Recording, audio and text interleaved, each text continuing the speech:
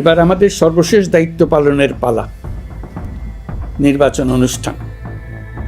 আজ এই মহান দিবসে আপনাদের সামনে এই বক্তব্য রাখার পর থেকেই আমরা আমাদের সর্বশেষ এবং সবচেয়ে গুরুত্বপূর্ণ অধ্যায়ে প্রবেশ করব।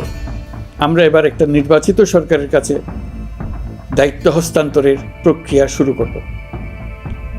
অন্তর্বর্তী সরকারের পক্ষ থেকে আমি প্রধান নির্বাচন কমিশনারের কাছে চিঠি পাঠাবো, যেন নির্বাচন কমিশন আগামী রমজানের আগে 2026 সালের ফেব্রুয়ারি মাসে জাতীয় নির্বাচন অনুষ্ঠানের আয়োজন করেন। আপনারা সকলেই দোয়া করবেন যেন সুন্দরভাবে নির্বাচন অনুষ্ঠান করে এদেশের সকল নাগরিক একটি নতুন বাংলাদেশ গড়ার কাজে সফলভাবে এগিয়ে যেতে পারে।